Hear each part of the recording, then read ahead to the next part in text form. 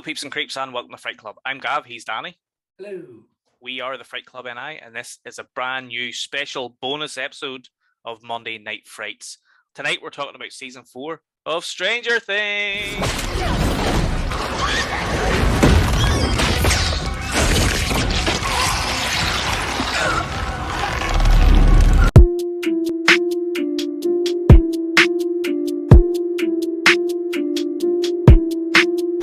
And we're back with a very special bonus episode of Monday Night Frights, talking about the latest season of one of the greatest TV shows of all time, Stranger Things. Yeah. Danny, Stranger Things are happening. It was Stranger amazing. Things, they've happened. They've already happened. And now we've got to wait like near enough 2 years for the next Strange Things to happen, and I'm not prepared to wait that long. I'm not. I need to know now. I need to know right now what the fuck's going on in Hawkins, because just 2 years is too damn long. It's too long. It'll be good though. It'll be good to see that. It'll be worth it. It'll be worth the wait, but I also don't want to wait because I'm an impatient man-child. Well, Season 4 was definitely worth the wait through COVID and all that. So we'll get talking about season 4 in a minute. It's been a few weeks since the Season 4 finale has landed. The dust has settled. I've had time to process it, just about. I think you've had time to process everything that happened in Season 4, and a lot of shit went down, so we're ready to talk about it. So, warning, there will be spoilers ahead. Oh, yeah. If you haven't watched Season 4, there's really no point watching this video, so go and watch it and then come back stay away from this Season and 4. then come back and tell us your thoughts in the comments below. Please do. Let us know. As you may notice, Mr. Daniel, or Deadly Dan, as he's recently changed his name to, what? is wearing the Hellfire Club t-shirt. It's a Primark special there. Classic. Primark, sponsor us, Primark, please. Give us that moolah. And Ghoulie Gav today is wearing a very special, one of kind, running up that hill t-shirt.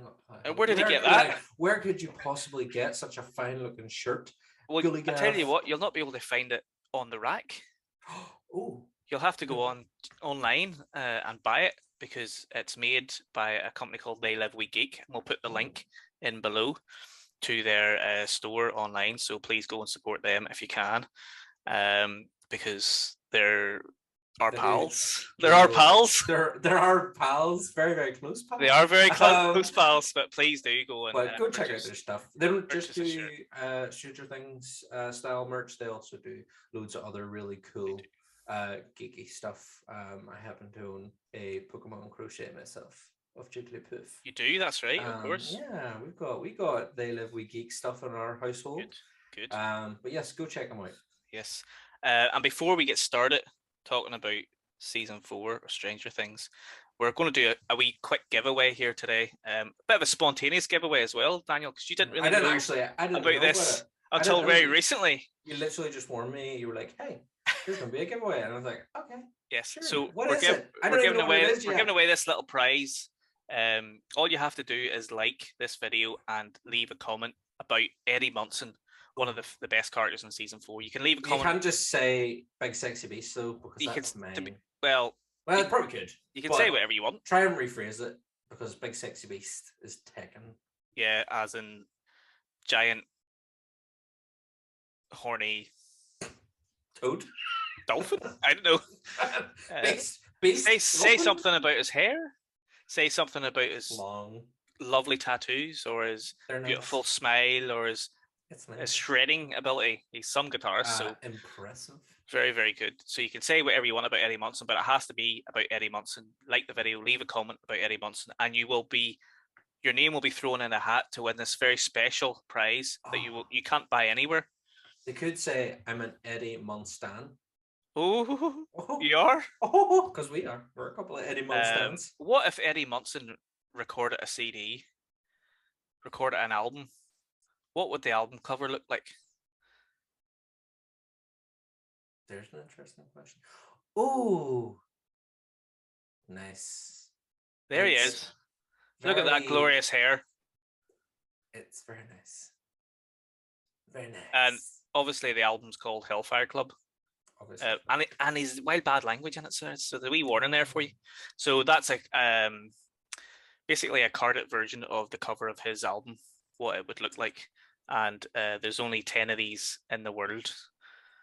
that you can get your hands on, and you can only get your hands on it for now if you like this video and leave a comment about Eddie Munson in the comments. And then where can people get them after that? After the winner has been announced? You might be able to find them online somewhere, potentially at the same link that you might be able to find these. We'll see. But at the minute, they're not available to buy, but it's only available in this giveaway that we're doing today. So there you go. Excellent. Right. Can I win? Can I win it? Probably not. I don't think you can win it, Danny, to be fair. Wouldn't be fair. Fine then. Can I help pick a winner? You can help pick a winner for sure. Woohoo! That's a right. Win Anyway, let's get on to talking about Stranger Things. Now, another little thing I wanted to say. You have recently, well, I say recently, you've recently got back into D&D, haven't you? I wasn't. So I never got into D&D in the first place. I've always kind of had that. I used to play like Warhammer 40k and stuff, so I've always kind of done tabletop, and I've always enjoyed fantasy, and I love fantasy movies, as we all know from talking about, from previous videos. We know I love a bit of fantasy, so I've always been intrigued by the notion of D&D. Then Stranger Things came out when it originally came out, and it's them playing D&D, and all the baddies in the series are named after D&D baddies, and it just intrigued me more. And then a friend of mine said, "Listen, there's a D&D group starting. Are you interested in coming with me?" And so I was like, "Yeah, sure." So I've been playing for just over half a year now. I've been playing D&D. So now I can I think I appreciate Stranger Things that bit more, because I am starting to understand the game it is that they're playing, and also then how it influences how they survive within the series and how they interpret the baddies within the series, because I kind of now sort of play it. So yeah, it's actually crazy. I was reading about the impact that Stranger Things has had on the D&D community and the amount of people who have taken up D&D. I mean, you go anywhere now. Like, I was in Game the other day, Game, the video game shop, for anyone that doesn't know. But they actually have like D&D merch now in Game, like the wee minis and the dice and everything. And I was like, it's exploded. It's absolutely exploded. For a game that's so sinful. It's disgusting. Don't invite the devil into your house. You're a freak if you play it. You're a freak, I tell you. Don't look at me. Don't look at my secret shame. Smith's Toys as well sold D&D stuff there. Are they starting to do? I saw they were doing the diecast D&D minis. I wasn't sure. Are they doing more stuff? They did the actual game, like the book, the starter set companion. Yeah, they did that for a while, and it's something I think that a lot of places will now reach into because of the popularity through Stranger Things. But yeah, you've went back to D&D, and you're sort of trying to get me into it. I don't know if I'll do it. Come. Don't know if I'll go just yet. I probably will at some point, because it's definitely something I can see that I would enjoy doing. Playing as a dwarven barbarian. Like that's a perfect fit for. What are you saying, Danny? Gav, that you're aggressive, short, fat, and ugly. No, just short. Not fat and ugly though. You're a handsome man. Getting there. You're a big handsome man. Thanks for that. You brought yourself back. So D&D is a huge influence on Stranger Things. Obviously, the Duffer Brothers created Stranger Things. It aired in 2016. They were clearly huge fans of D&D, must have played it when they were younger or even into their adulthood. And obviously big fans of 80s culture in general. Movies, TV, music, just society and culture in general, clothing, all sorts of 80s cool shit. They're really into it, as you can see from basically the first episode of Stranger Things right through to the very end of season 4. I was chatting with somebody in work today we were chatting about Stranger Things, the new season, and he was sort of saying like he only recently caught up on it because he had COVID, so he had time to blast through it. And he's like, I came for the nostalgia but stayed for the monsters. And I was like, that's a pretty good way, I think, to sum up D&D, but also Stranger Things. I think a lot of people were kind of drawn in by the nostalgia factor of it when it first was kind of announced, and we kind of got the synth, and you saw a lot of the style and stuff. Very obvious that it's set in the 80s, but then we stayed for the narrative that then came out of that nostalgia. Yeah, I think the good thing about Stranger Things is, going back to D&D, is that it doesn't just borrowed the names from the D&D game. It uses the idea and the strategy behind the game as part of a story, and how the characters interact and how the characters use their own traits to get through the what happens in. So I think it's a very, very clever show, and even though it is set in the 80s and it's obviously a huge 80s nostalgia hit, it's very clever about it. It's not just a cheesy like, oh, let's throw in 80s stuff that you would see. The way it's actually made is made like an 80s production, and it's there's a lot of cheese in it as well. I was talking to some guys about the last season there recently, and they were saying, I will not talk about it in too much detail just yet, but there were certain lines of dialogue that they were like, oh, it was very cheesy, and it was just like, yeah, I know, that's like all 80s movies were really cheesy. It was supposed to, it's kind of supposed to be almost unbelievable. It aired in 2016. The first season just aired. It wasn't this big build up. I was writing for a website at the time, and I remember some of the writers on the website were talking about it and how it was, a throwback to the 80s. And, a lot of the guys that wrote for the website were all kind of around my age. They would have been, I suppose that was what, 6 years now? Is it 6 or 7 years? 6 years ago? 6 years. So they would all been kind of early 30s, similar to my age. And I was like, oh, this sounds amazing. And I hadn't really seen much about it. I'd maybe seen a couple of stills or whatever. And I remember them just saying, oh, this is like going to be amazing, like you're going to absolutely love it. And then it was our pal Gary had sent me a message saying, oh, you need to check this out. And I was like, I had seen some of the guys talk about it, and I didn't watch it straight away. I think I'd left it maybe a week or a couple of weeks, and then I just binged it in like 2 days. Such a bingeable show, man. Oh my god, it's so easy to binge. Season we got ripped through it, and then obviously they kind of saved the last 2 episodes till a later date. But they dropped on my birthday this year. Yeah. So that was kind of like my little birthday evening treat, was just sitting and blasting through the last 2 episodes of Stranger Things. And I mean, like, I know it was 4 hours or whatever, and some people have kind of given off about the time of each episode and stuff. No, that wasn't a problem for me at all. I was having a great time. I'll be honest, man. Like, see, when the episodes ended, I was like, I wanted them to continue. I didn't care about the length of the episode, because it was so well made and the story was just so good. I feel like someone kind of pointed something out to me with this season, and I kind of do agree with it. I wasn't bothered by it, but I do kind of agree. And it was that everything had to be. It was also drawn out, and the characters were also kind of like displaced in their own wee narratives. And they were like, it's very clearly because they were making it over COVID. So they had to just have wee bundles of people who couldn't really cross over because they had to produce it within COVID. And I was like, right enough, like that makes sense to the overall narrative, but it doesn't, I don't think it suffers because of it. I still think like all those wee narratives going on to then cross over and meet when they do was nice. It was good. Yeah, that probably was one of the reasons, but also, like, it definitely doesn't suffer at all. If anything, that adds to it, because you've got these kind of, basically there's 3 different storylines in the most recent season.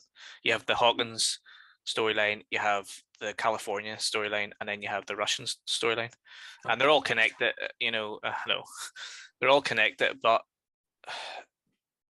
that probably is a reason behind it, was the COVID. The dirty bastard. But I definitely didn't take anything away. It allowed some of the characters to then get more screen time and to kind of develop a little bit more. Whereas in the first season, it was kind of small cast, and obviously the cast has grown since then. So basically, the first season was mostly about Will being kidnapped and imprisoned in the Upside Down, and then it was about his friends and his mother and his family trying to find out where the fuck he was and get him out from the Upside Down. That was basically the first season. So there wasn't too much of all this other mad shit going on. You got a little bit of Eleven's. Obviously, you got her powers, and you got a little bit of her kind of backstory, but it wasn't in depth. It wasn't in depth as such. Originally, the show was supposed to be a one-off season. The Duffers hadn't planned on making this a season by season by season thing. It was a one-off, and actually I think they had an idea where they would do like an anthology where like the second season would be a completely different story in a different town and with different characters.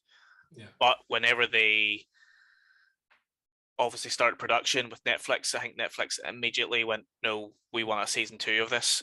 We're on to something here. Come on. Yeah, I mean, money, before it finished, before it aired, they were like, no, we're signing up to season 2. And that was already greenlit, but they didn't announce it until the end of season 1, which was actually quite cool because, again, when I was watching it, I was like, oh, this is a one-off. I didn't think there was going to be a second season because they had ended it nicely. Yep. And it just kind of didn't feel like it was going to be one of those things where there'd be multiple seasons. But whenever they announced it was going to be a season 2, I was actually a little bit confused, but in a good way, and I was very happy about that they were going to expand on the story. I suppose it's a big gamble for a studio, to take on something, especially with such a young cast who, will maybe grow up and grow out of wanting to do that, and maybe won't want to commit for as long as they did. But I think that's one of the great things about this cast is, all of them are such strong performers, have gone on to do like so many different varied things that they can always still come together and do their Stranger Things family thing. I think the young cast, obviously will always be the Stranger Things cast now. Yeah, it's like the Harry Potter ones. Yeah, until they go on to do Marvel or Star Wars or whatever. Finn Wolfhard is he's sort of gone off and done a lot of his own thing. He's done Ghostbusters Afterlife. He did. He's done it. He has gone on to do quite a few other things. Millie Bobby Brown did Godzilla franchise, and she's done the Sherlock Holmes, Enola Holmes as well. I'm game for her. I've seen again one of those kind of rumor mill things you see all the time, but she would like to do a young Leia, and I'm game for that, like teenage Leia. So season 2 of Stranger Things introduced a brand new character in Max. Yeah. Max Mayfield, played by the amazing Sadie Sink. Yeah. What about her appearance as fucking Michael Myers? I know. Yeah, that's how basically she was introduced. We get a lovely little throwback to that in this season. We do. In the most recent season. We do indeed. And we got the Ghostbusters outfits. We did, yes. See, this is, I think season 2, there was obviously hype around season 2 because season 1 was so huge.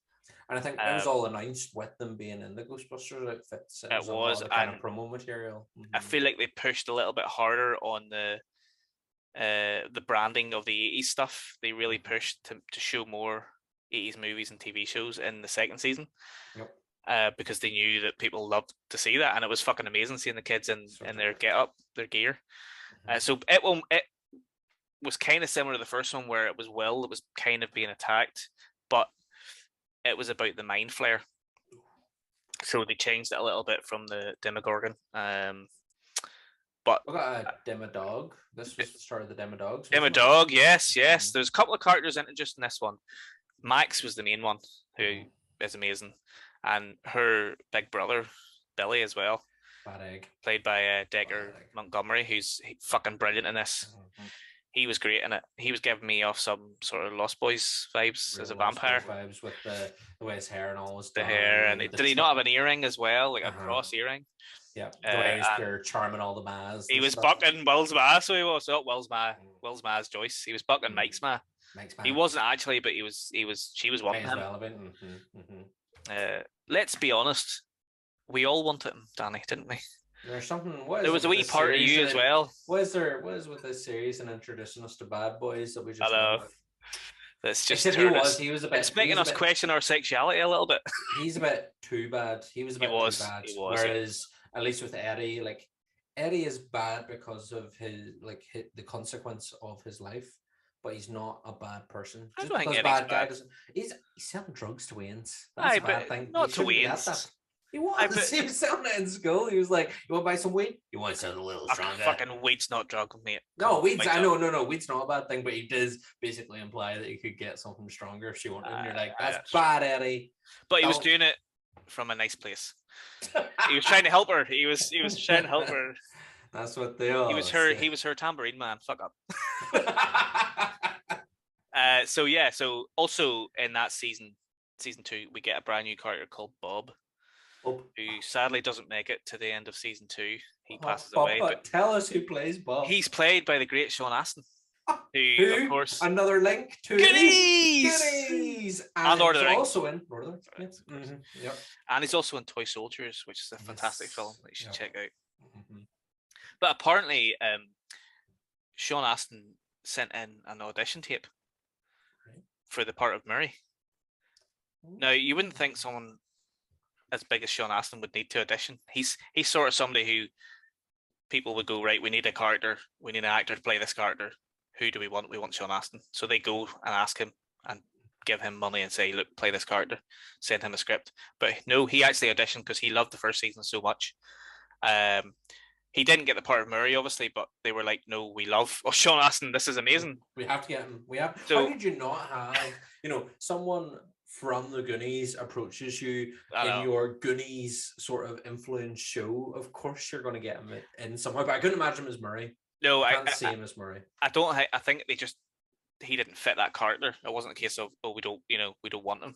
He just didn't fit that character, so they created this character, Bob. I'm sure they had Bob already written, but Bob's a hero. He just fit into that part perfectly, didn't he?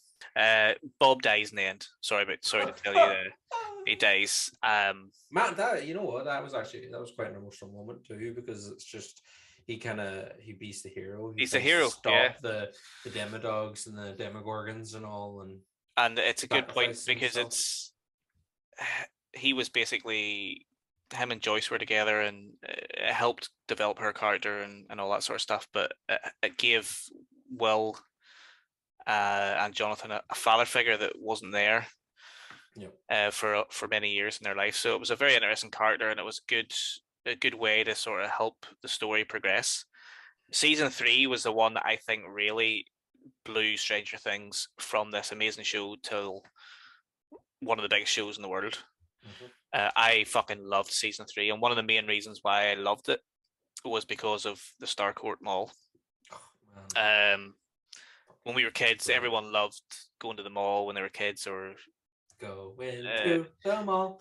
In the UK and Ireland, they're called shopping centres. Go to the shop, go to the Fairhill. Just go down to the Tower Centre, boy. Obviously, in America, like the mall culture is fucking huge. It's massive. It's way bigger in the US than it is over here. The malls over there would be like the 2 shopping centres in Ballymena smushed together and then multiplied by 5.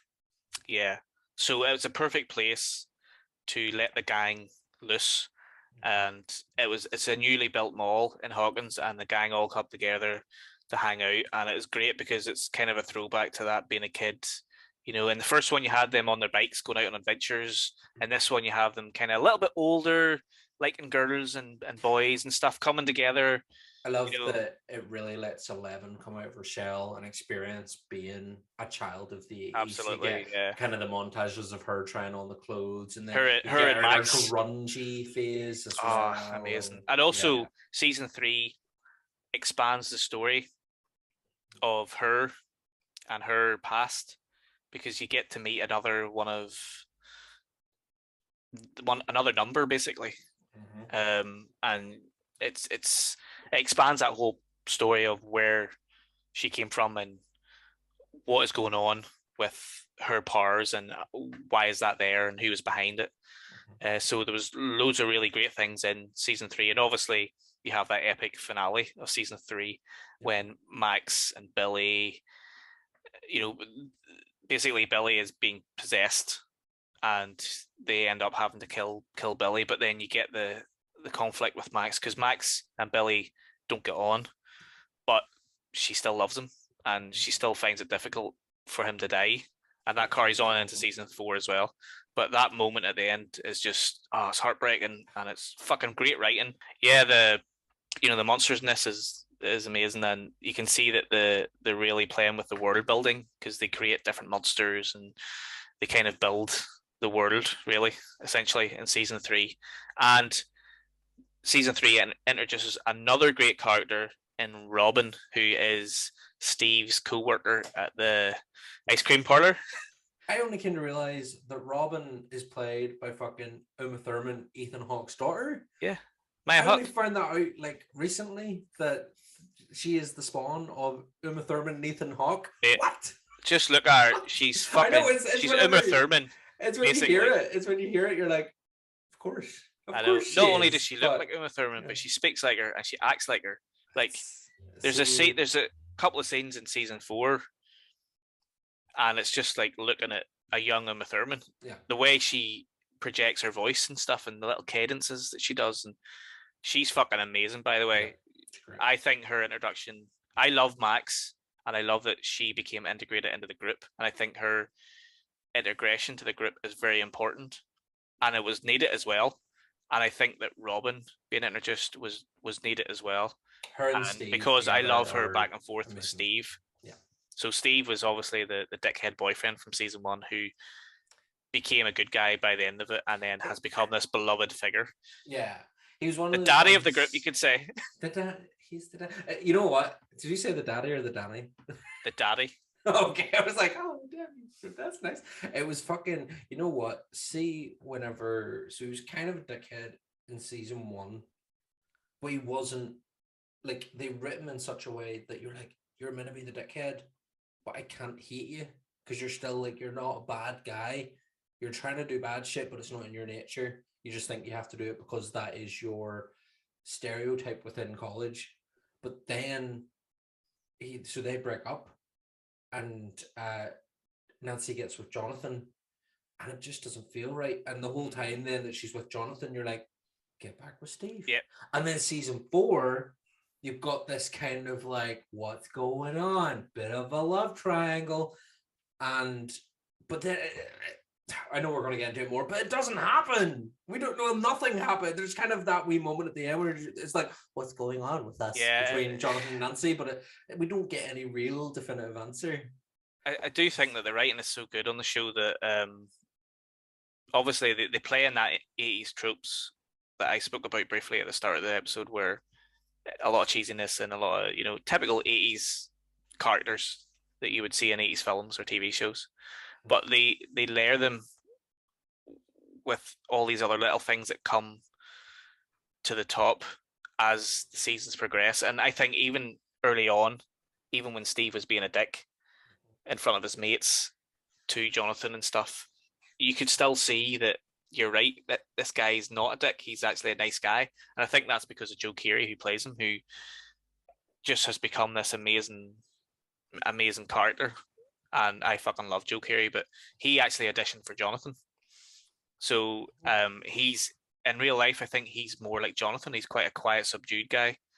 Supposedly, I don't know him, obviously, in real life, but he's not like your typical kind of jock. And really, Steve isn't a jock even. No. If you go back to the first season, he's not a jock. He's not that kind of cocky guy. It's just a persona that he's trying to do in front of his mates. Yeah. And he has become the daddy of the group, and he's become such a beloved character. Yeah. And I genuinely thought he was going to die in season 4. And I'm so glad that he didn't. I do feel like he probably will die in season 5. It's the fact that the Duffer Brothers kind of came out before the 2-part finale to this season, and they were like, "Oh, there's going to be a body count," and I was like, "Steve's in that body count. He has to be." And then there was the whole campaign for like Save Steve and all. Yeah. And I was like, they might not kill him yet. And to be honest, actually, that was the one thing that it was kind of came out about. There's going to be a body count, but the body count was not as much of a body count as I thought it was going to be. Well, that was I was kind of there was. It wasn't all the good characters that died.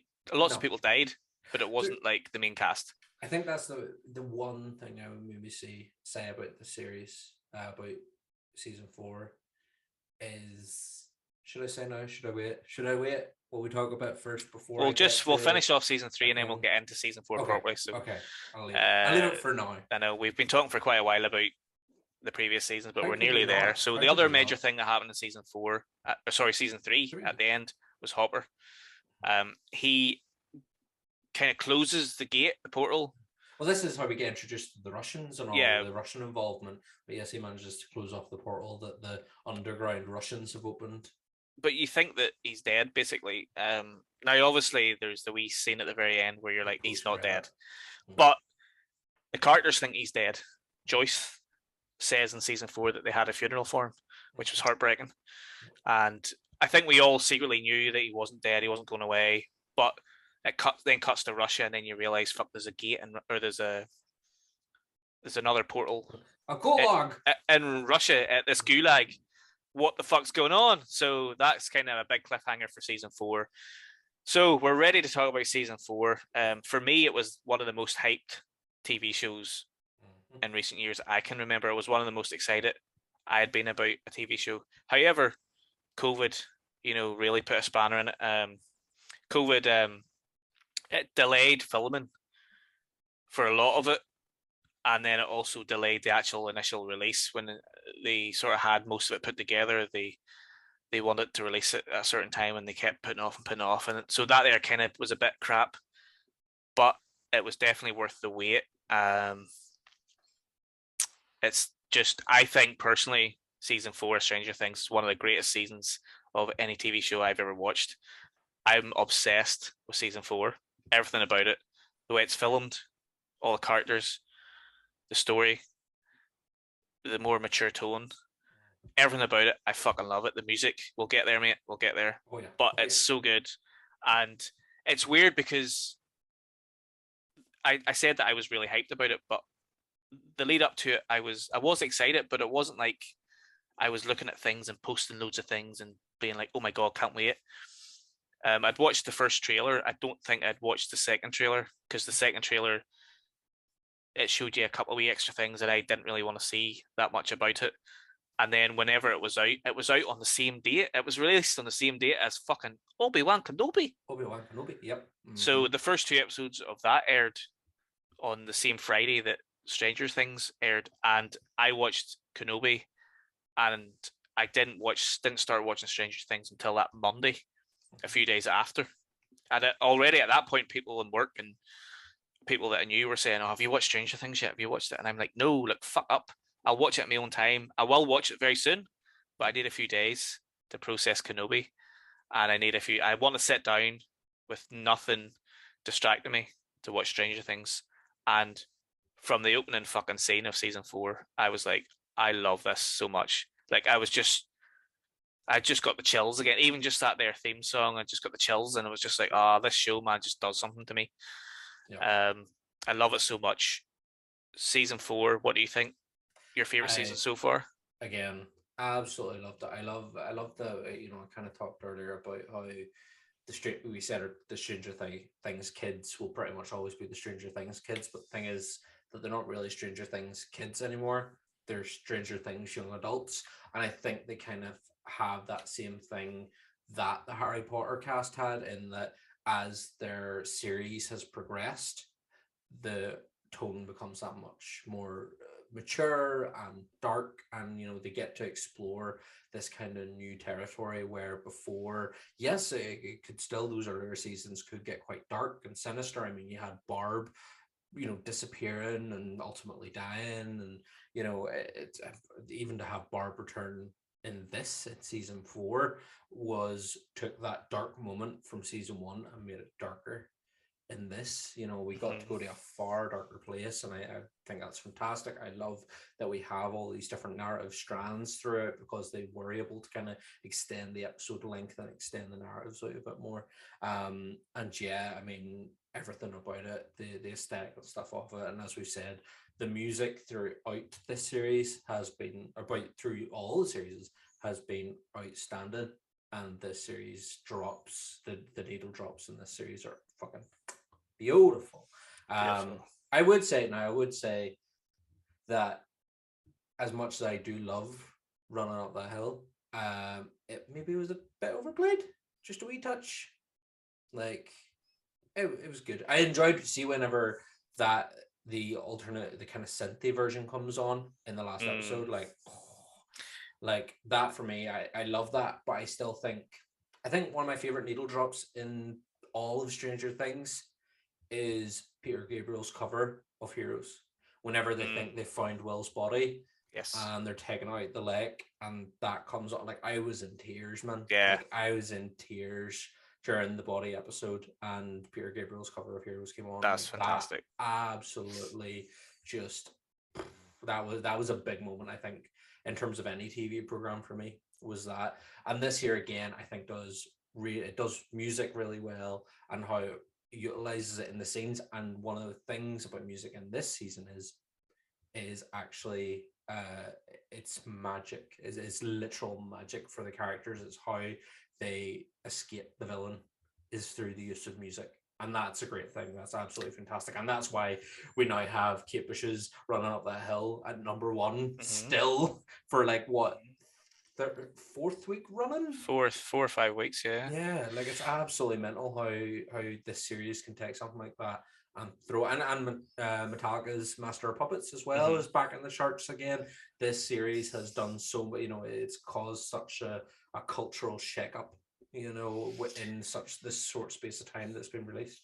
Yeah, I don't think it was overused in the show, because I think it was only used a couple of times, but it's everywhere. It maybe is. It's everywhere, but yeah, I love the song, and obviously I love it, whatever. But I get what you're saying.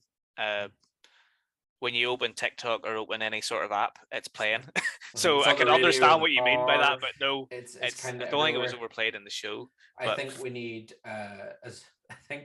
we needed a bit more variety in our Kate Bush. A little Hounds of Love or something. Yeah, Hounds of Love. Wuthering Heights. It's me. It's Kathy. Don't think that would have worked. Maybe season 5. Just Vecna appeared at the window and that coming on. He's like, I've learned to love Kate Bush. What would your Vecna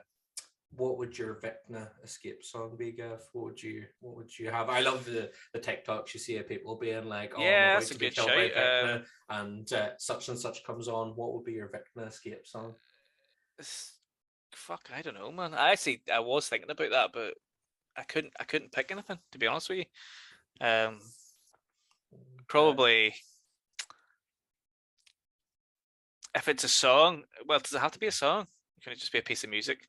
I think a piece of music works. Again, I think for them, it's just whatever, it just seems to be whatever you enjoy listening to brings you to a happy place, seems to be what brings I would like to say that the opening Star Wars. Oh, I mean, of course, that would be a good one. John Williams, Indiana That would Jones. be a good one, yeah. Indiana Jones theme would be great. Song-wise, oh, Jesus, I couldn't even think, man. Tenacious D's tribute. I think would work for me. There's quite a few songs. I would say probably some hard, probably something to do with Metallica or maybe even Led Zeppelin. Immigrant Song would be a good shout, or Stairway to Heaven or something. Linkin Park Crawling. Yeah, would be one of mine. Good shout. For anybody watching the video, please leave a comment on what your Vecna song would be. But your Vecna escape song? Yeah, Black and Tans. To go back to what you were saying about music, being a part of the story. Yeah, that was obviously done for a reason, because there's this philosophical idea about music being, a savior to people, and it helps people get through hard times and all different things. Well, it actually is in this. It actually is a savior. It is. Yeah. It saves people from Vecna. So. I love that. I love that they did that, and I think that's one of the most clever things that they could have done in this show, is that they actually made musical songs part of the story. And magic, you're right, it is magic. It really is magic. It's what stops the baddie. I'm talking about baddies. Vecna. Vecna is again. Whenever the twist that happens, when you can kind of see it coming, but it's because the way the story's told that you see the build up to it coming, and it's just such a fucking moment. The twist, I kind of guessed it a little bit early on. Not obviously the whole how he was created, but I did as soon as I seen the orderly.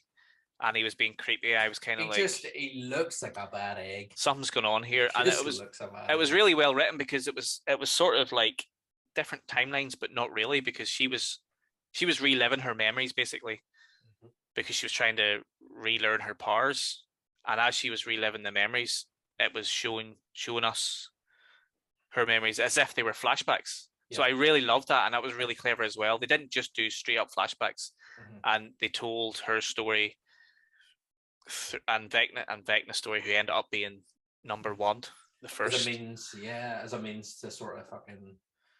And how she basically created Vecna, and how she basically created the Upside Down. Yeah. Finally, we get the answer.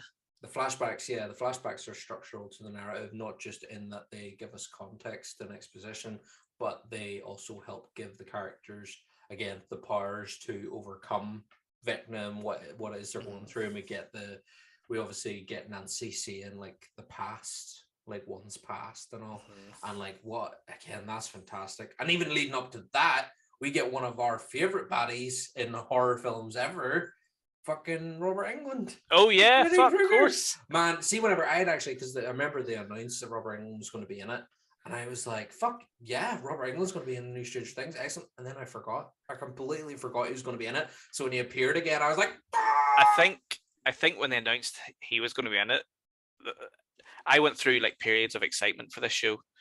When they announced it was great, dropped a few images, great, and then didn't see him for months, and you're kind of like, because of COVID, it was kind of like hit and miss. And then whenever they started dropping, Robert Englund's going to be in it, I shit myself, obviously.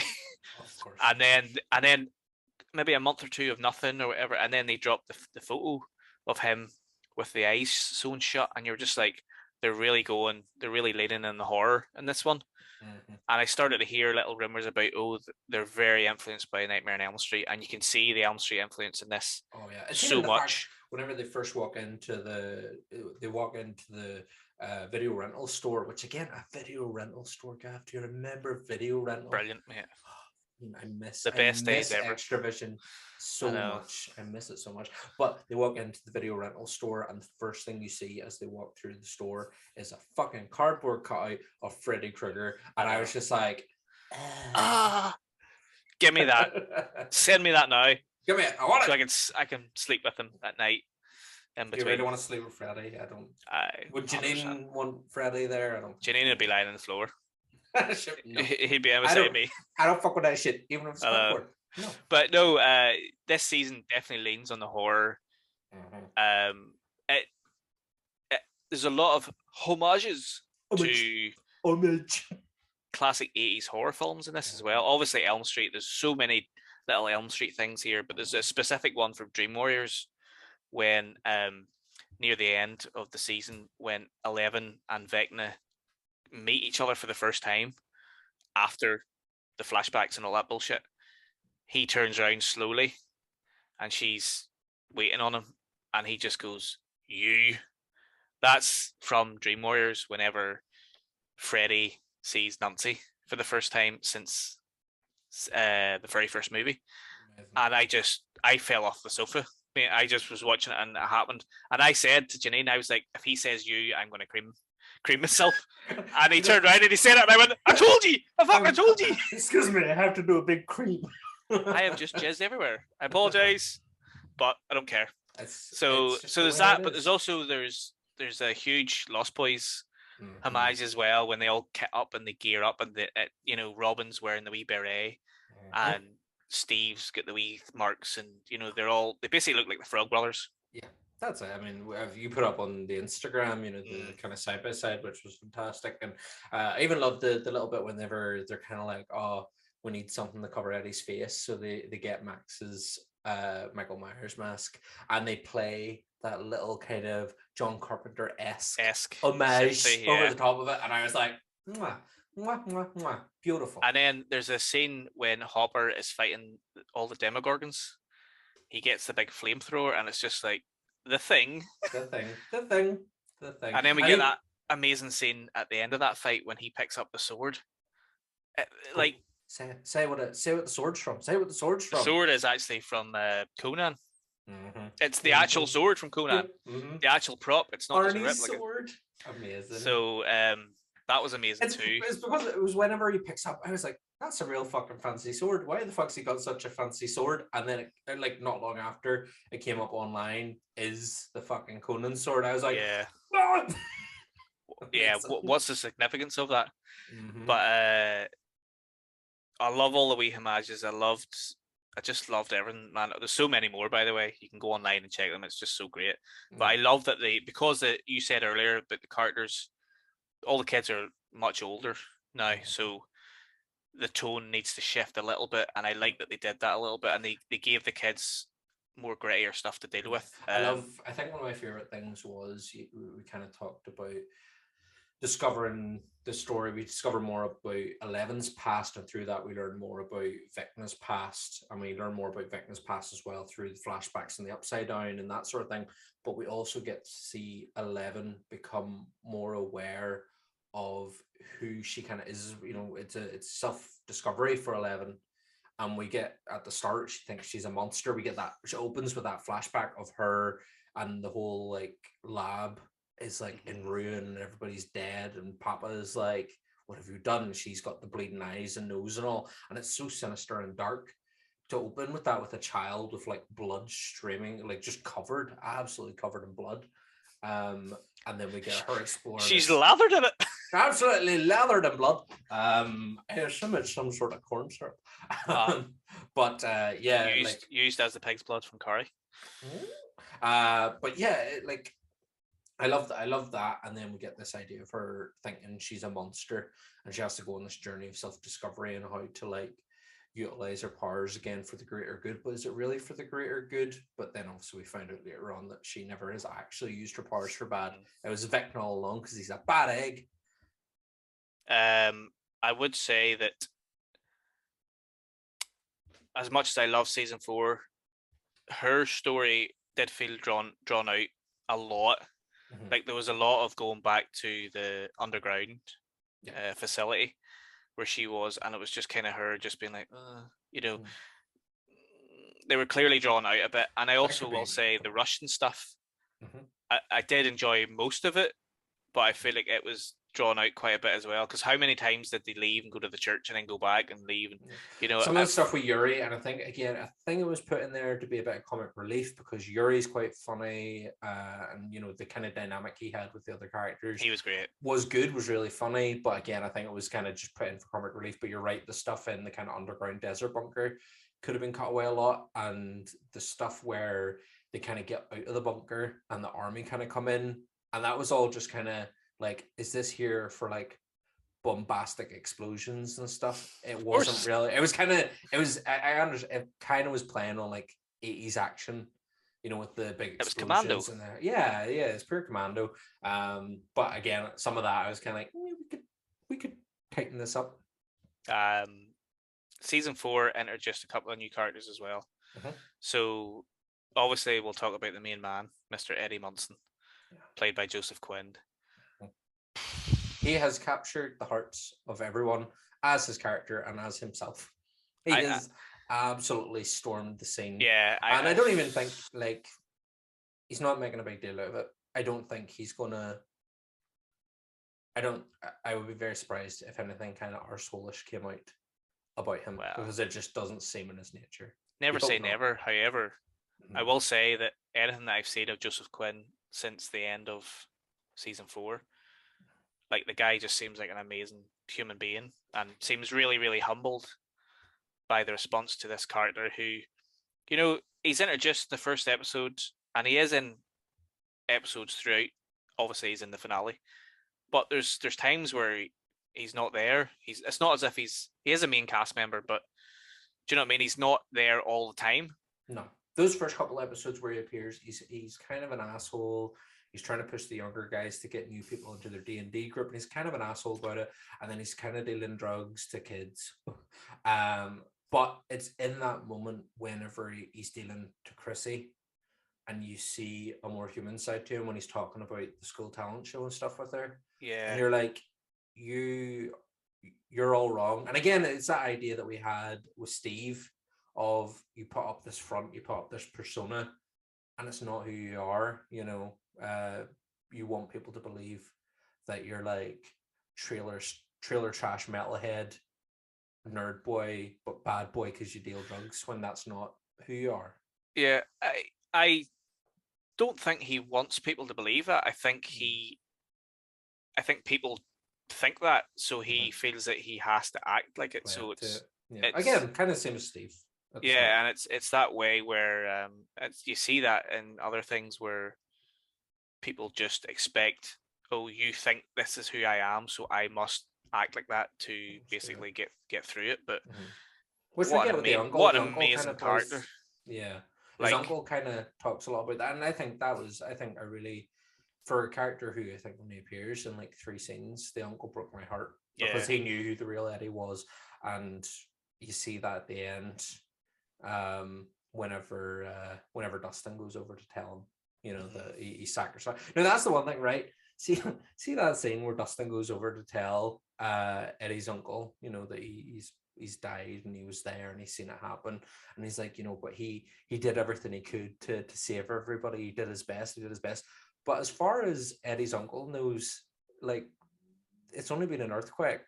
Like, what did Eddie do to try and stop an earthquake? I was kind of sitting there. I was like, why is Uncle not like, what are you talking about? Like, what did he try to do to stop an earthquake? Well, I think it's just he tried to save people as the explanation. It's the implication, but it was the way Dustin kind of went on a bit. I was like, if I was them, I would have been like, what are you on about? Like, how... the worst thing is that they can't tell anyone. No, exactly. That was kind of the most hurtful thing about the end of that season, was that Eddie's dead and everyone still thinks he's a criminal.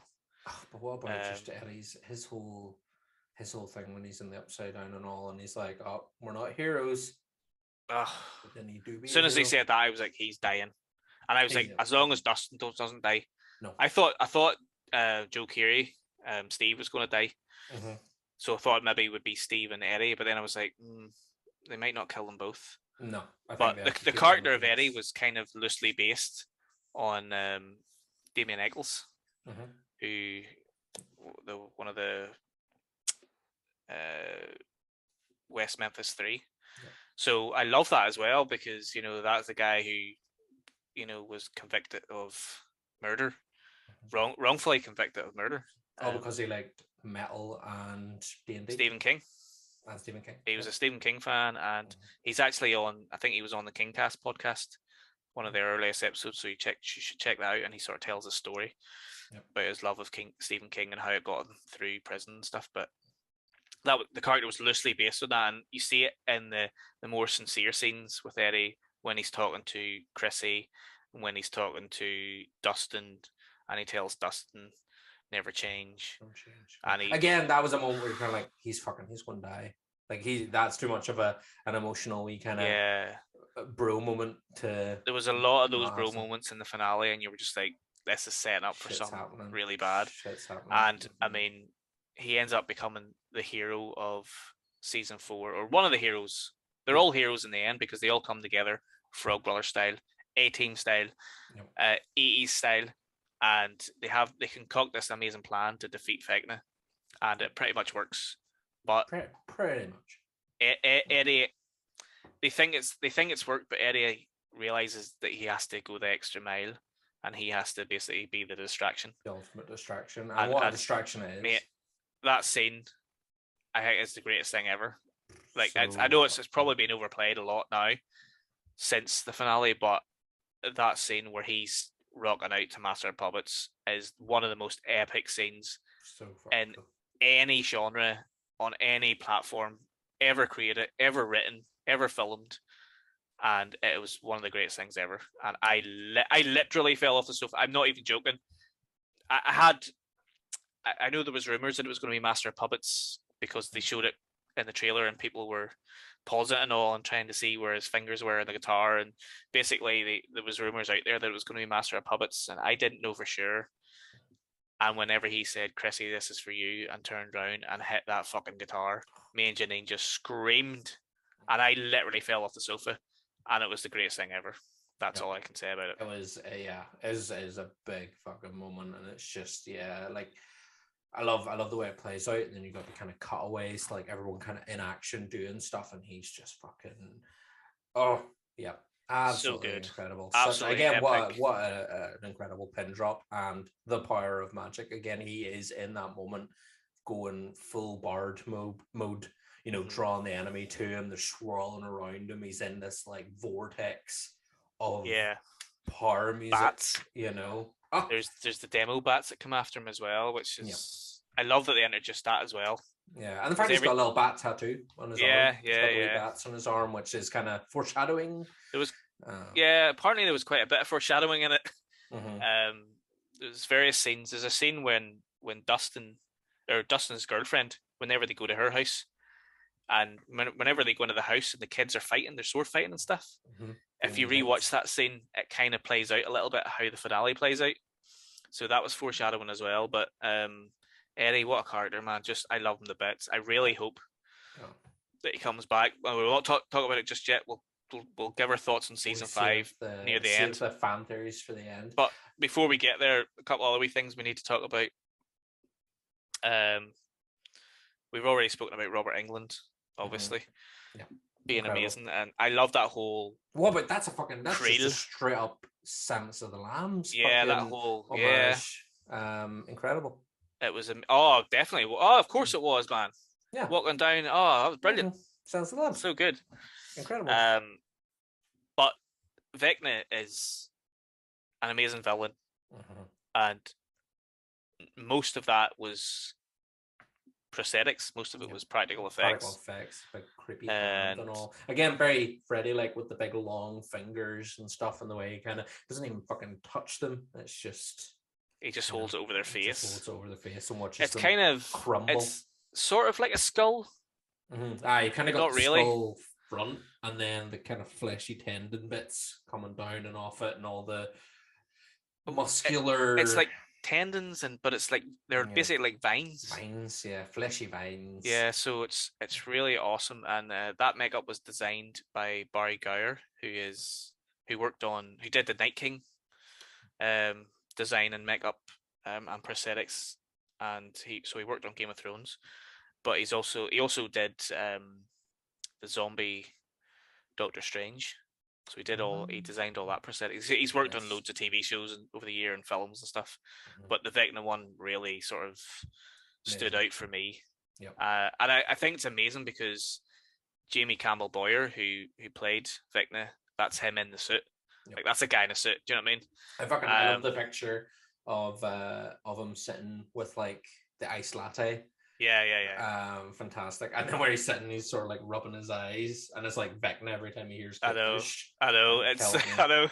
Apparently, it took about 7 hours for him to go full makeup and stuff. So I'll put a video in the link below. I'll put a link down there of the video of him getting all the makeup on and stuff. But it was an amazing villain, and not just the presence and his slow plodding walk, but his voice as well. Like he actually did the voice. Obviously, they added some effects to it and stuff. But I think his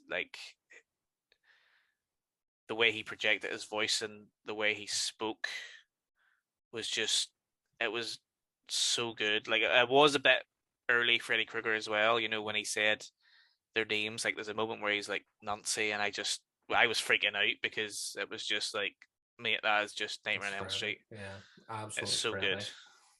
It's so good. But we'll talk a little bit about the other characters.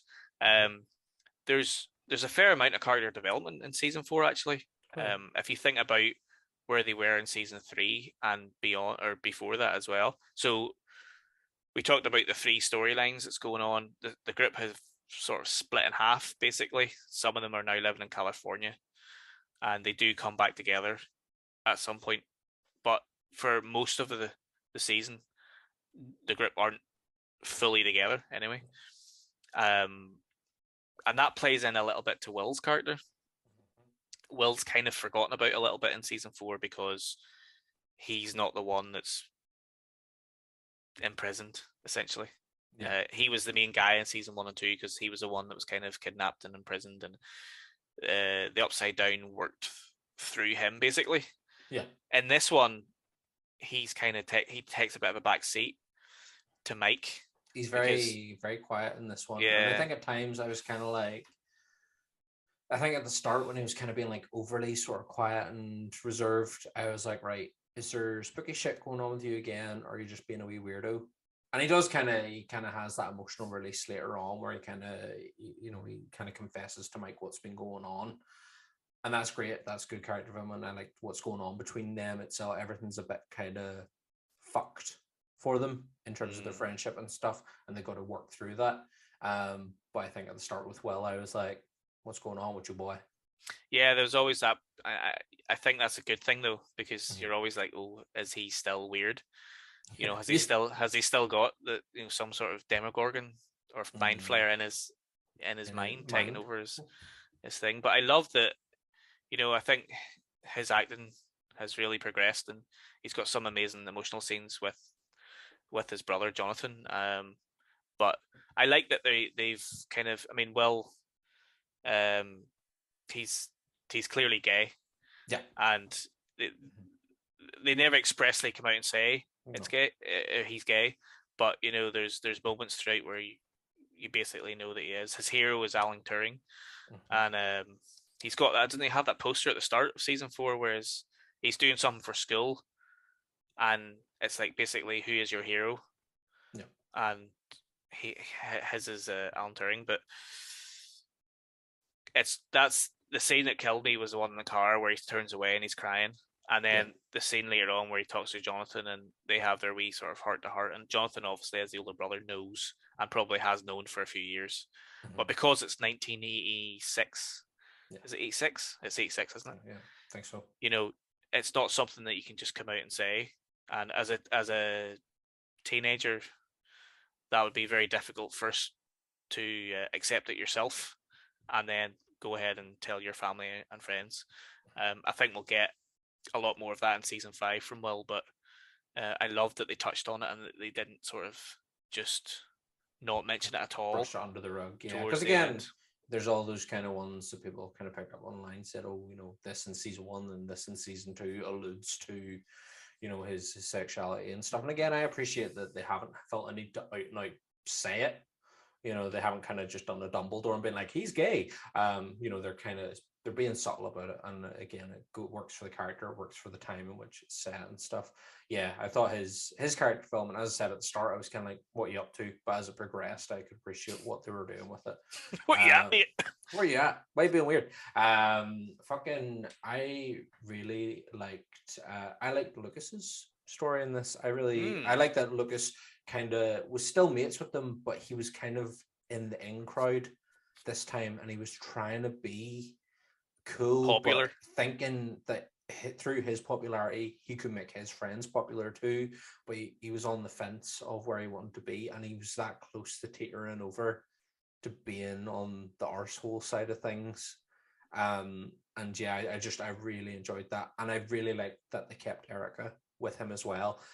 And I think that's one of the things I would have liked to see, just a wee bit more of Erica, because I thought in season 3 she really shone through, and she still has that same shine in this. It just could have been a little bit brighter. I think a wee bit more from Erica this time around. I think she's a fantastic sort of foil character. She's a great character, and I think definitely see more of her in season 5. She's definitely going to be a regular part of the main group now. Yeah. Which is great to see. I do agree. Luke's story arc was great in this. Obviously, it was very important to the story because his basketball mates are the ones that kind of go after Eddie and hunt him down and all that stuff. Yeah, those fucking cunts. I mean, that was great. What do you call the lead one? The lead arsehole? Josh, is it? Is it Josh? And he's beating the shit out of Lucas at the end while Max is up in the air, and it's just, again, that happening with like what's happening with Eddie and like everybody. It seems like everything's destined to fail, and Hopper's facing off against the Demogorgon, and it's not looking good, and you're kind of like, fuck, this is it. This is the moment where like everybody dies. Like there's going to be a load of dead people here, but then it kind of pulls back. It's like, it's fine. There's only like 2 dead. I think that's why it's so good as well, because the writing is so good at this that there was a genuine sense of dread. There was a genuine feeling that anybody could die, and it wasn't a case of, this is all going to end. It's all going to be all good, because like at any point any of these characters could die.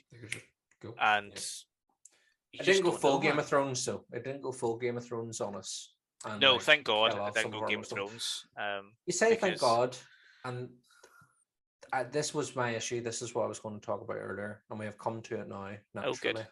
So Max gets caught in Vecna's hand and starts to float up in the air, and the arm goes and the leg goes, and like it looks like it's done. And Eleven's kind of in her wee kind of like mind share world, the wee like black void world Under the skin. What's going on? Yeah, under the skin. Yeah, exactly. And she's doing her best to try and save Max and draw her away from Vecna, and then it cuts, and it doesn't really, you know, we're kind of left thinking like she was too late, she didn't make it. But then it turns out that Max was actually all right. But I actually, in that moment, with what was happening to Max and like everything else going on, but the fact that Max was still pretty much dead in my eyes, like that brought a tear to my eyes. Like, fucking hell, like that was fuck. I was gurning my eyes out. Yeah, it was heavy hitting, and then in the next, when it cuts back to, she's all right. Yeah. And that for me, I can understand why they needed her to be all right, because Vecna didn't want Vecna to fully complete his curse, so they had to keep her alive. Otherwise, he would have got his 4. So I can understand and appreciate why he kind of completed a wee bit, because he did kill her, but then 11 kind of brought her back from the brink. But I think I would, and again, it's one of those things where I think it annoys me in films. It happened in this, and actually it happened in Star Wars: The Rise of Skywalker, whenever they imply that a character has died and then it actually hasn't, and then that kind of undermines the emotion that I had, if you know what I mean. Like, and that kind of sometimes bugs me a bit. I'm a bit like, I had a real emotional moment for this, and you've undermined it by basically being like, but it's okay. Yeah, okay. I wouldn't say it undermines it. I didn't feel like it undermined it, because it happened. It did actually happen. She died. She was dead, and 11 brought her back. So when Eddie passed and Eddie had his moment with Dustin and he told him he loved him, man, I was greeting like a fucking 12-year-old girl. I have no issues admitting that. We are I actually said, proud of our tears. Oh, man. Absolutely. And I actually said, whenever Max was doing that thing when she was going up, and I screamed at the TV, no. I couldn't take it, because Max was one of my favorites. She still is one of my favorites, and I was like, I can't take it. If she dies, I cannot take it. And when her arm went, I was screaming. Like, I haven't felt like that watching any film or TV show in a very, very long time. And I actually did feel like a kid. Remember, you were a kid and you used to scream at the TV and when you're watching things. I was just like, no, don't do it. And when her arm went in her leg and she fell down and Lucas was holding her and Lucas was crying, just roll back and all. I was just like, I can't take this. And she was like, oh, and her eyes was bleeding, and she was like, oh, I was in bits, mate. And so then like, I can't see, and then she just goes quiet. Wow. So it actually happened. It wasn't like it was a dream or it was a figment of imagination. That was a real thing that happened. But she was able to come back to life. So it didn't feel like they undermined it, that emotional connection that you had, because the moment was a real thing. Yeah. But I will say this. Sometimes I feel like, I know what you mean. If the character's dead, then that's, it gives more weight and responsibility to the characters going forward. But I will say this. Is she, like, it's not as if she woke up and she was bouncing about. No, do you know what I mean? That's it. Yeah. Like, she's pretty much paralyzed. Yeah. All her limbs are broken. She's in a coma. Is she blind? Is she still blind? She's blind. Yeah. Well, she's she's partially blind anyway. Yeah, we'll assume she's blind for now. So she's still in a very, very terrible state, and we don't know what's going to happen to her in season 5. But that's what I wanted to talk about now. I wanted to talk about what our thoughts going forward for season 5 are. The first thing I wanted to ask you is Eddie really dead? Well, here's where we get on to a bit of fan theory. Yes, go for it. So I knew you would read this. Based on D&D lore, Vecna had a servant. They basically brought, I can't remember the character's name, but he brought this servant back from the dead to serve him basically as like a vampire, to go out and reap souls for him. And that character then turns against Vecna and kills him. So it could ultimately be that Eddie is the hero Mm-hmm. in some way, you know, as a like a kind of undead hero, or we'll see him come back as like some sort of like Eddie Munson Demigorgon crossbreed or something. Something could happen. But also, there's another D&D theory out there about, so Will shows off. We kind of see at the start, Will's been working on this painting, but we don't really get to see it until him and Mike have their kind of heart to heart, and he shows him this picture that 11 asked them to do, and it's of the gang all together as their D&D characters fighting off a multi-headed dragon. And in D&D lore, that dragon is called Tiamat and is like one of the big bads of D&D. So people are saying that Tiamat is going to be the final bad guy of Stranger Things, or at least some sort of interpretation, some upside down version of Tiamat is going to emerge from the cracked earth of Hawkins and the gang's going to have to take it on. That would be amazing, because the animated cartoon show from the 80s, Dungeons and Dragons, which is loosely based on the game, obviously, is one of my favorite animated shows of all time. And Wenger is one of the bad guys in it, but the big dragon is Tiamat, the multicolored headed dragon that's in it. And if that happens, I will absolutely lose my shit. To see that on screen would be unbelievable. Well, because we know, you know, whenever Joyce and Hopper and the gang escape Russia, the Mind Flayer has escaped. You know, all the other creatures, we see that they kind of killed the Demigorgon, but there's Demigorgon still in the Upside Down. We see that whenever we kind of get to see the full landscape of the Upside Down, when Vecna kind of forms it in Hawkins and stuff. Cool. We see all the wee creatures, and we know they're a hive mind, but everything's there. What's stopping Vecna from combining all the previous foes into like one mega foe with the multi heads? That was one of my what is going to happen in season 5. Basically, I've just written Hell on Earth or Hell in Hawkins. Yep. So what I think has happened, obviously at the end of this season, when Max died, the curse technically happened, and the earthquake happened, and all the cracks in the earth happened. So technically the Upside Down is, I think, will eventually become reality and will turn upside down to become reality. Yep. And I feel like everything within the Upside Down will now come in to the real world. And it's whenever, because it's like snowing, but it's very obviously the particles. Ash. I like ash particles, or you know, whatever it's the mind flare particles. Because isn't that the thing in season 2? It's like mind flare particles. Yep. Coming out of Will's nose and all. I think the vampire you were talking about is called Cass. Yeah. And a few people online were guessing that maybe Eddie would come back as an undead in the Upside Down, because he died in the Upside Down and he was killed by bats, demo bats, that he would then become one of them, or a human version of one of them, and then he would be a minion to Vecna, but eventually he would turn on him, which would be amazing. Yeah, that'd be a good.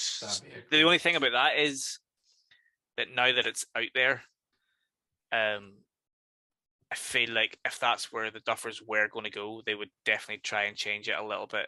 Yeah, it might still be the ending that they come up with, but it won't be the same or path. It might be a part of the narrative, but won't be the ultimate be all and end all for them. I would love to know more about the Upside Down, and the start you said about the anthology, and the Duffer Brothers have just announced their Upside Down Studios, and I would be interested to see. They say they've more stories to tell around that world that don't necessarily involve the Hawkins gang, and I'm really interested to see that, because I seen a meme the other day and I was like, right enough.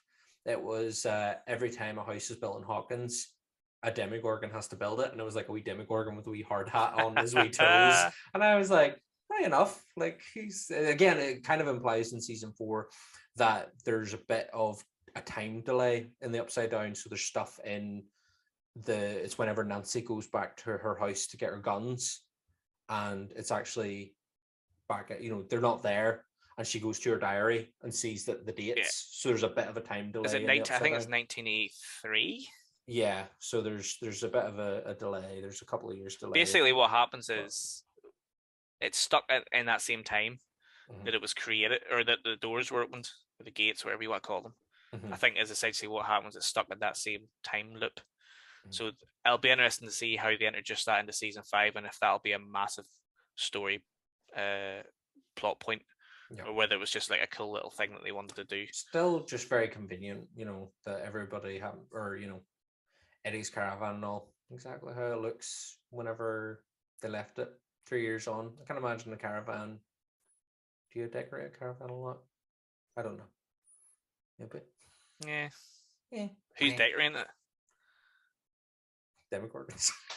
It's not as if they're moving in going, oh, cheers, lad. Here's a guitar, aye. You know what I mean? There's like little Demogorgon versions of everybody in Hawkins. There's little Demogorgon versions of us. I want to see what Demogorgon Gav and Danny look like. Danny Gorgon. Little Leprechaun Gorgons? Leprechaun maybe they'll bring it to Ireland, and they'll be like a upside down in Ireland. Welcome to the Irish upside down. I know.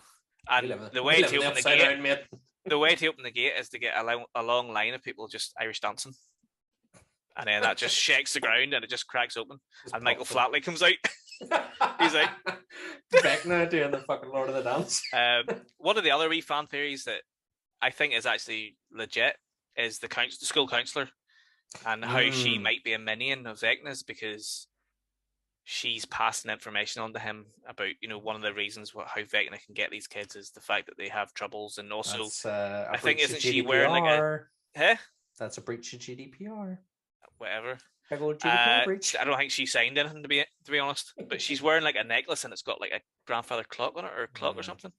So interesting, and I think that's a clue going forward to season 5, because one of my ideas that might happen in season 5 is that something is going to be weird about Max when she comes back, or if she comes back.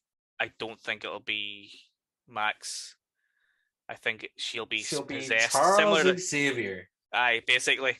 No, basically similar to how the possession has happened before in the show. I think she may be a vessel for Vecna, or potentially something bigger than Vecna. You talked about Tiamat. That'd be amazing. I don't know how that would work, but there's a lot of connections to X-Men. Obviously, Hellfire Club is in X-Men, and I think there's a connection to the Hellfire Club and the Dark Phoenix story arc as well. So you could say that 11's kind of a bit like a young Jean Grey. So they're definitely implementing some story plots from X-Men's universe.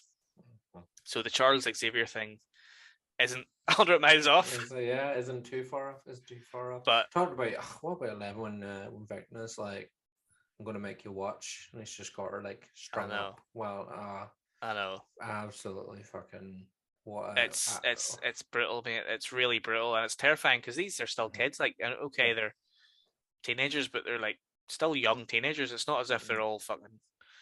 We've seen them grow up. We've 20-year-olds watched them grow up and develop as characters, and seen them through all these struggles, and now they're at the kind of pinnacle of everything, and it's a real kind of Empire Strikes Back ending for them. They haven't won yet. They basically survived. Is what's happened. They've survived, and they know that something bigger is coming, and apparently season 5 is going to be a bit of a time jump. It's going to be a little bit more time between the seasons. There was 8 months between season 3 and season 4, so I think there's going to be at least a year to 2 years between season 4 and season 5, which gives them a complete blank canvas to work on. Anything could happen in that time. People could have moved away. They'll be able to introduce new characters, although I think they have said they're not going to introduce any new major characters. It'll just be the core characters that we have. Well, at least we got Argyle We've got Argyle as well. Yes, we do. Argyle in that time, which is how did we not speak about Argyle? How are we not speaking about Argyle again? Lovely fucking comic relief in there. He is the Cheech and Chong of the Stranger Things universe, and also the fact that have you heard about the number? You can call the number on the Surfer Did van. I listened to it on YouTube, and it's him just. It's like a message or something. Yeah, it's basically it implies that you've called him, but he ends up turning to speak to somebody else about like a pizza order someone's put in, and I don't know if that pizza order has like any overbearing relevance. It doesn't seem to when I listen to it, but yeah, then he's just like, "Thanks for calling," and then so class. Yeah. Class. Now he was class. What a show, man! Just what a show! What a season! Got it that it's over. Gonna have to wait 2 years before there's another season, but I'm really excited for it. I don't think I've been this excited for anything in a long time. But is there anything else you want to say about season 4, Stranger Things? I was really. It's really good. Really loved it. Really loved it. It's just brilliant. So good. Absolutely class, Batelli. Brilliant writing, brilliant characters, brilliant story, brilliant music, brilliant production values. Sets are amazing. Prosthetics is amazing. Aesthetics is amazing. Everything about it's amazing. Yeah, it's amazing. Absolutely fantastic. I know, but there's so much more we could probably talk about, but I think we basically just touched the surface there because I realized that we've been rambling for well over an hour. So we just did a wee scratch. We need to come off now because we could go in. We could easily talk to details more. If you want to hear us talk more, if you're interested to hear more about our takes on it and have a chat about it, like let us know in the comments, but mostly just let us know what you thought of it in the comments. Let us know your Vecna Escape song. Absolutely. And yeah, we'll probably, I imagine when season 5 comes out, we'll probably come and chat about season 5 as well. We'll talk about our thoughts on how the Duffer Brothers rounded off Stranger Things, and if we hear any more news between now and then about what they have in the pipeline for the Upside Down and Hawkins, or does the Upside Down extend beyond Hawkins? Let's find out. Who knows? But in the meantime, please go and follow us on Twitter and Instagram. It's at the Fright Club NI. Go check out the website. It's www.thefrightclubni.com, and please remember to like the video and leave a comment about Eddie Munson, and you will be in with a chance of winning this exclusive Eddie Munson print. So please do that. We'll keep that open for a little while, a couple of weeks anyway. But we'll let you know on the socials who has won that prize. So as always, we love you guys. Thanks for watching. Stay safe. Take care. All the best. Bye.